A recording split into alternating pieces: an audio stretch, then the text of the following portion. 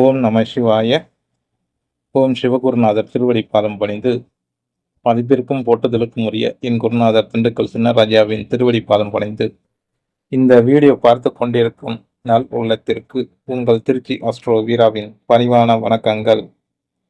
இன்றைய தலைப்பு 30 வயது மேலதான் திருமணம். இதை அறிவது எப்படி? உதாரண ஜாதகத்தோடு நாம் அறிவோம்.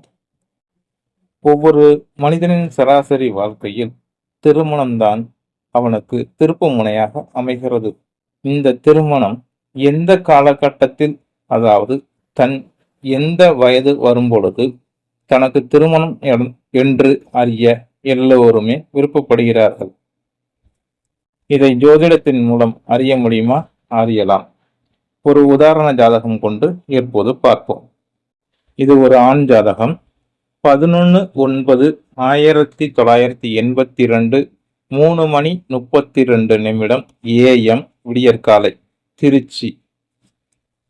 இந்த ஆண் ஜாதகர் கடக லக்னம், ரிஷப ராசி என்ற அமைப்பில் பிறந்துள்ளார். இவருக்கு திருமணம் எப்போது நடக்கும் என்று அறிய வெறும் ராசி கட்டத்தை கொண்டு மட்டுமே அறிய முடியுமா? அறியலாம்.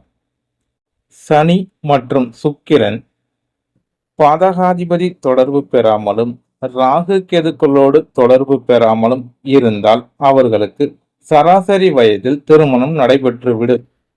அதுவே சுக்கிரன் மற்றும் சனீஸ்வரர் தங்களுக்குள் மறைந்தோ அல்லது சுக்கிரன் மற்றும் சனீஸ்வரர் பாதகம் தொடர்பு பெற்றாலும் ராகு கேதுக்களோடு தொடர்பு பெற்றாலும் இவர்களுக்கு 30 வயது கடந்துதான் திருமணம் நடைபெறும்.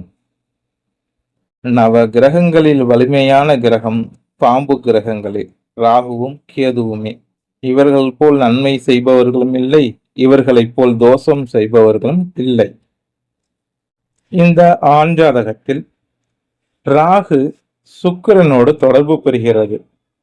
சுக்கிரன் பாதகாதிபதி. ஆட்சி பெற்ற சூரியனோடு அமர்ந்தாலும் இவருக்கு திருமணம் என்பது 32 வயதில்தான் நடக்கிறது. 31/8/2014 அன்று இவருடைய திருமணம் நாளாக அமைகிறது. இதற்கு காரணம், நான் சொன்ன விதிகளை பயன்படுத்தி பாருங்கள். காலதாமதமான திருமணத்திற்கு இந்த விதிகள் பொருந்தி வருகிறது. இதை கருத்தில் கொண்டு வரன் தேடும் பெற்றோர்களும் உறவினர்களும் கால நேரத்தையும் பொருள் செலவையும் வீணடிக்காமல் பயன்படுத்திக் கொள்ளுமாறு கேட்டுக்கொள்கிறேன். நன்றி, வணக்கம். அன்பே சிவம், அன்போடு இருப்போம். அறநெறி தவறாது அனைத்தின் இடத்திலும் அனைத்து இடத்திலும். நன்றி, வணக்கம்.